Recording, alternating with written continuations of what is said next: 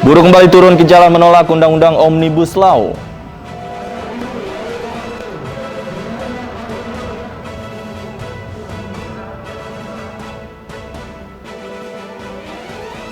Polisi gelar olah TKP kecelakaan maut di Bantul, Yogyakarta.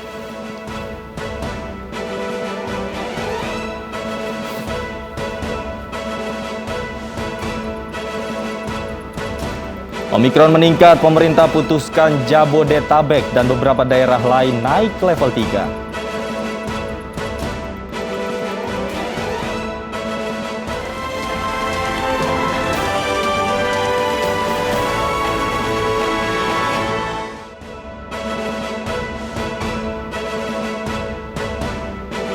Selamat sore pemirsa, demikian tadi berita pilihan iNews sore bersama saya Stefani Patricia dan rekan saya Davi Pratama yang akan bergantian menyampaikan informasi selama 2 jam ke depan. Selamat sore Davi, ada informasi apa untuk mengawali iNews sore hari ini? Ya, selamat sore Stefani dan juga pemirsa. Selain 3 informasi tadi, kita juga memiliki informasi terkait massa buruh kembali berdemonstrasi di depan gedung DPR Jakarta, menyuarakan penolakan Undang-Undang Cipta Kerja. Akibatnya laju kendaraan di depan gedung DPR menjadi tersendat.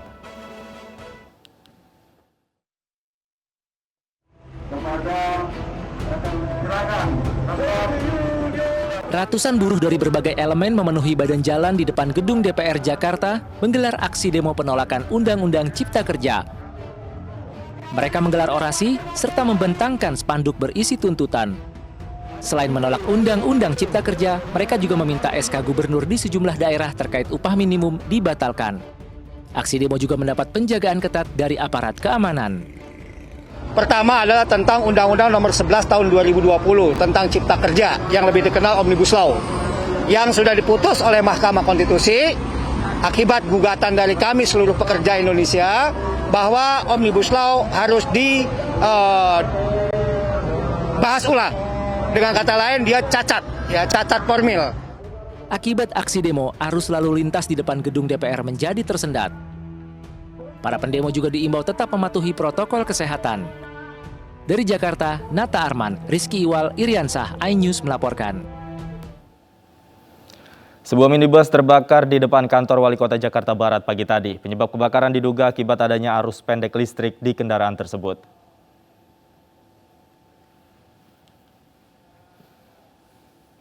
Api membakar sebuah minibus di depan kantor Wali Kota Jakarta Barat pagi tadi. Beruntung kondisi lalu lintas di lokasi kebakaran sepi.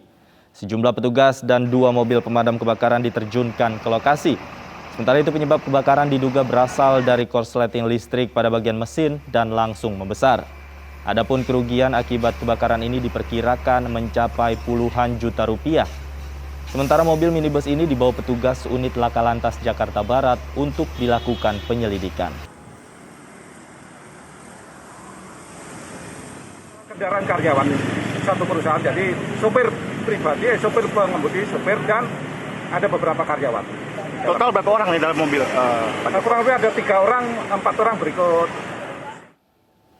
Sementara itu di Medan, Sumatera Utara, pemirsa, sebuah minibus terbakar diduga akibat korsleting listrik. Beruntung 2 penumpang yang merupakan ibu dan anak berhasil menyelamatkan diri.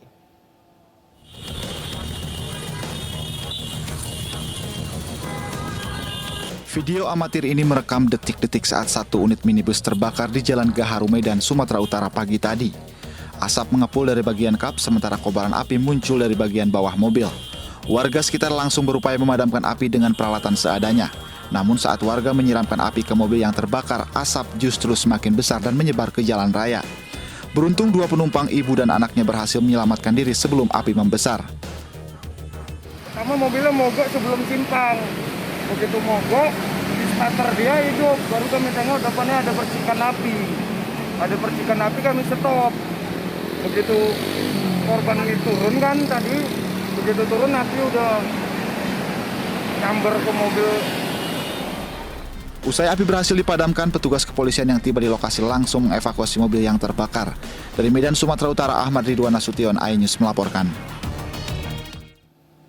Pemirsa, polisi menggelar olah tempat kejadian perkara kecelakaan maut bus pariwisata yang menewaskan 13 penumpang di Bantul, Yogyakarta. Polisi mendalami bukti-bukti terkait penyebab kecelakaan.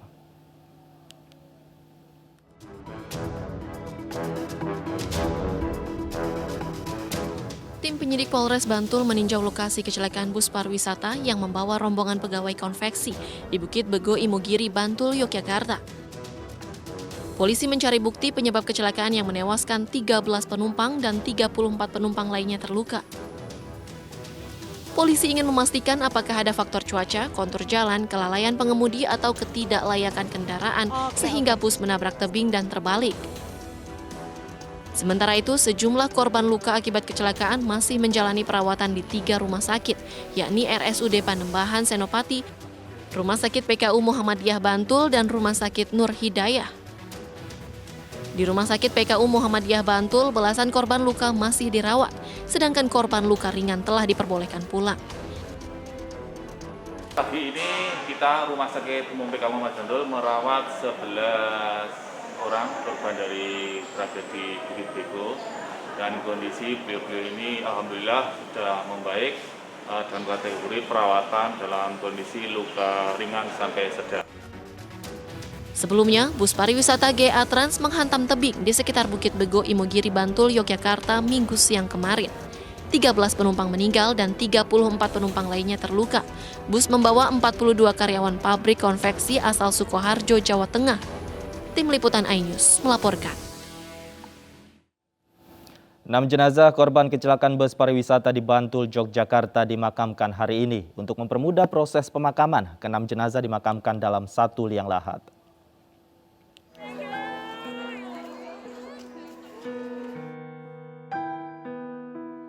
Suasana haru mewarnai keberangkatan ke-6 jenazah korban dari rumah duka di Desa Meragen, Sukoharjo, Jawa Tengah menuju pemakaman. Sebelum dimakamkan, ke-6 jenazah korban disolatkan di masjid setempat yang tidak jauh dari pemakaman. Usai disolatkan, jenazah langsung dimakamkan. Untuk mempermudah prosesi pemakaman, ke-6 jenazah dimakamkan dalam satu liang lahat. Dijadikan satu liang lahat. Ya, kan untuk mudah untuk pemakaman. Berarti keluarganya setuju ya Pak ya? Yang Insya Allah semua setuju. Kita juga melihat situasi dan kondisi, Insya Allah semua setuju semuanya. 13 korban meninggal akibat kecelakaan maut di Imogiri, Bantul, Yogyakarta. Di antaranya 3 warga Wonogiri, 1 warga Solo, dan sisanya 8 korban dari 2 desa di Kecamatan Polokarto, Sukoharjo. Dari Sukoharjo, Jawa Tengah, Tata Rahmanta, iNews melaporkan. Pengendara motor tewas terlindas truk di Jalan Raya Bypass Mojokerto, Jawa Timur. Kami hadirkan informasi usai jeda, tetaplah di iNews Sore.